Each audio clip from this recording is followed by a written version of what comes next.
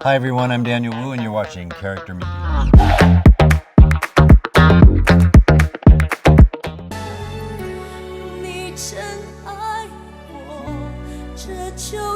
So that was my first film. I had never planned on being an actor, and so I was in Hong Kong on a vacation from college. And I was going to travel around Asia for 2-3 months and then figure out what I was going to do and come back here and get a job. Well, the first month I was there, I got scouted to do a TV commercial. I did the TV commercial, and then the director of Bishonen saw that TV commercial and called me into his office for an interview. I went in for that interview, we talked for like an hour, I walked away. A couple hours later he calls me and he goes, "Okay, I want you to play the lead in my film." And I was like, "What are you talking about?" Right? I could barely speak Chinese at the time. I never even thought of myself in being in front of the camera. And so I turned it down because I was like, I don't want to screw up your dream. I would say like a month, he kept calling me every couple days and trying to convince me to do it. In the end, I was like, okay, if you don't blame me for screwing it up, I'll give it a shot, but I can't guarantee you I'll be any good. And then that ended up being like a life-changing event for me because that's when I went from architecture, permanently put that away, and then decided to become an actor. Still starts with an A, so it's close, you know.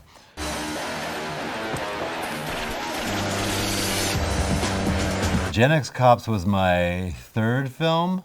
It was me, this guy Sam Lee, Stephen Fung, Nicholas Tse, all of us, like the young hot guys of our generation, were in this one movie called Gen X Cops, and directed by Betty Chan, rest in peace. A great movie, a lot of fun times on that because it was a bunch of boys who just got into the business and were having a great time in life, and we just were like pranking each other on set, doing all our own stunts, all kinds of things. Like we got really baptism into Hong Kong action cinema through that movie. So it was a lot of fun. And we're trying to do a sequel 25 years later. It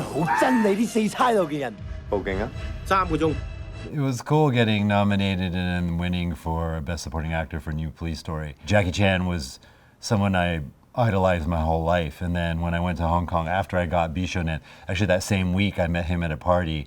And then I went into his office for an interview also, and then they decided to sign me on as management. So I had like a new movie and management. I knew nothing about the business, and I was already managed by Jackie Chan, and I had a movie as a leading man.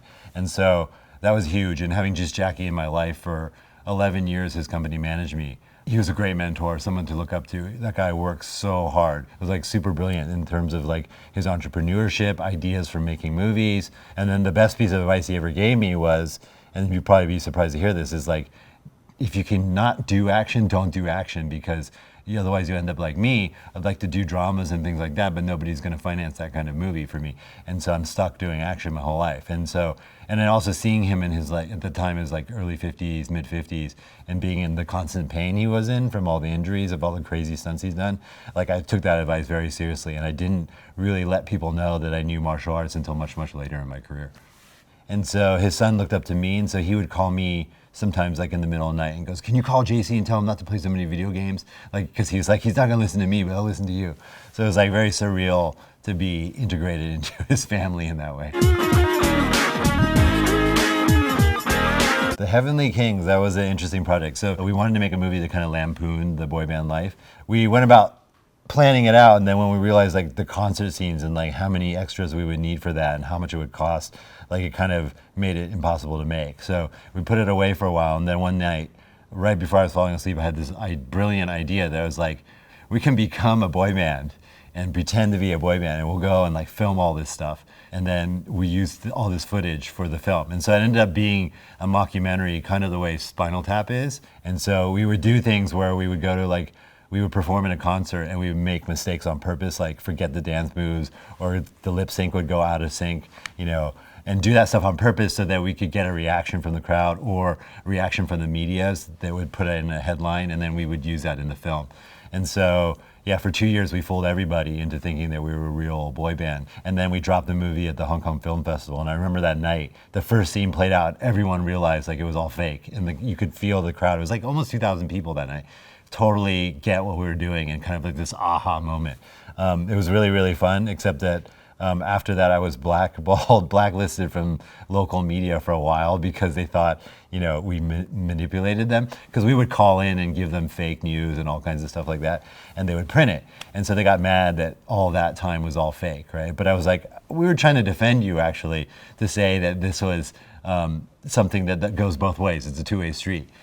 We need the media, they need the media, they need us. I've always wanted to direct, And the idea was such a crazy, out there idea. And the fact that I, got nominated and won for it just kind of validated my ideas at the time, and it just made me feel like, oh, I could be a filmmaker. Unfortunately, I never went and did my second film after that because my acting career got really, really busy, and I just didn't have time to make the commitment to it. But it's still something itching me in the back of the head that I still want to do. Nomads ambushed the transporter a couple miles back.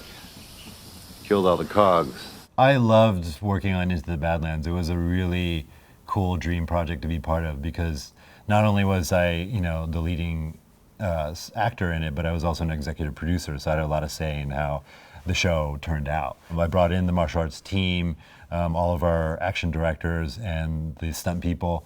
By second and third season, we were filming in Ireland. We had like American, British crews. We had Chinese and Hong Kong stunt people, Italian costume designers, like all kinds of people mixed together. And like culturally, it seems like there would be like a lot of misunderstandings or fights or whatever. And it didn't happen that way. And it was really a great environment to be in. I really missed working on that show. Ironic thing is that Jackie told me like, be careful about being in martial arts genre stuff because people will like pigeonhole you into that.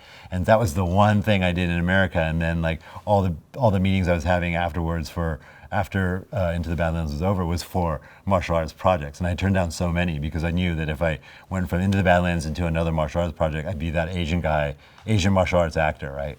And my career was not indicative of that. And so I definitely wanted to make sure I controlled that.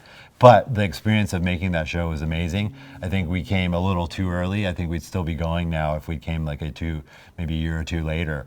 But it was a great experience and I love working on it. I still miss everybody from that show.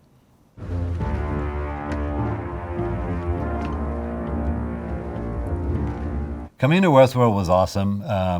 I came in mainly because of Lisa Joy. I'd worked with her on a film called Reminiscence, and she's the showrunner with her husband, Jonathan Nolan, for Westworld. And so after we did Reminiscence, that summer she called me and she goes, hey, do you want to be in Westworld? I'm like, hell yeah, I want to be in Westworld.